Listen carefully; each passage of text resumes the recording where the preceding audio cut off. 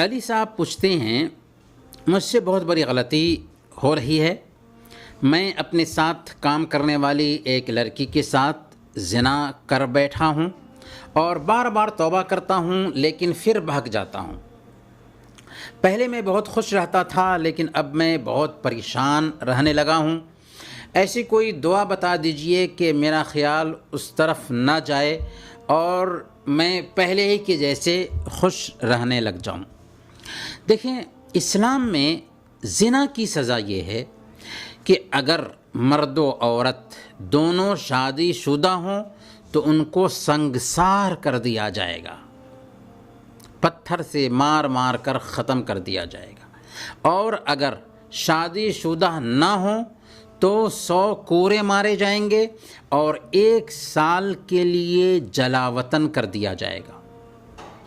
اس سے زنا کی سنگینی اور خطرناکی کا بخوبی اندازہ لگایا جا سکتا ہے۔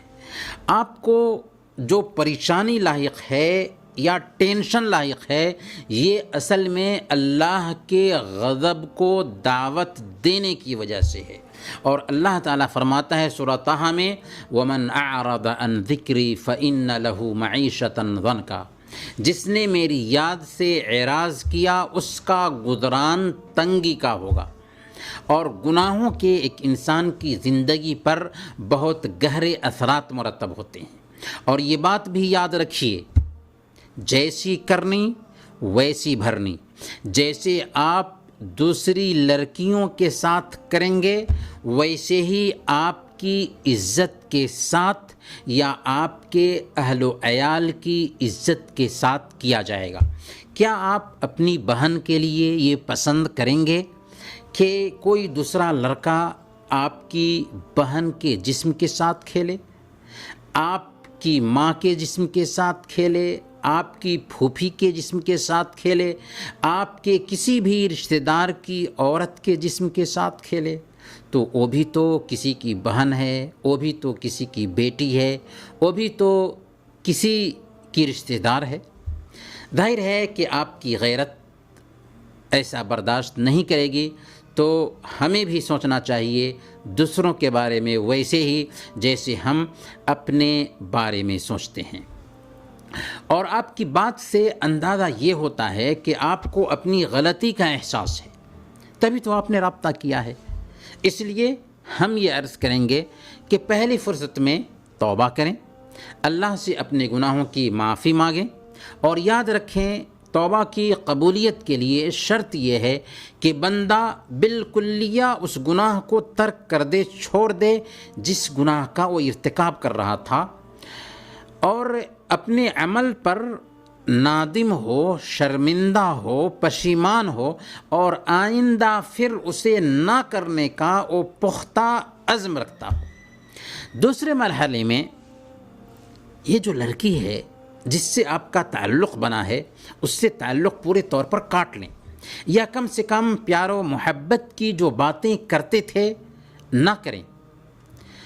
اللہ کی نگرانی کو اپنے اوپر طاری کریں، اور یہ سوچیں کہ جس وقت آپ اس لڑکی سے ہم آگوش ہو رہے ہوتے ہیں، اس وقت اللہ تعالیٰ آپ کو دیکھ رہا ہوتا ہے۔ اللہ کے فرشتے آپ کی ایک ایک حرکت کو ریکارڈ کر رہے ہوتے ہیں۔ کل قیامت کے دن آپ کے سامنے ان ساری چیزوں کو کھول دیا جائے گا، آپ ان کا انکار نہیں کر سکتے۔ آپ کے اعضاء و جوارح آپ کے خلاف کل قیامت کے دن گواہی دینے والے ہیں۔ یہ اعضاء و جوارح جن کو آج ہم اپنا سمجھتے ہیں، کل قیامت کے دن ہمارے خلاف گواہی دیں گے۔ یہاں تک کہ یہ زمین بھی جہاں پر آپ نے بدکاری کی تھی، یہ زمین بھی آپ کے خلاف گواہی دینے والی ہے۔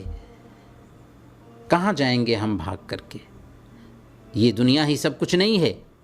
اس لیے ہم اللہ کی پکڑ سے ڈریں اور 5 وقت کی نمازوں کی پابندی کریں، قرآن کی تلاوت کریں ترجمہ کے ساتھ، نیک صحبت اختیار کریں، اور اگر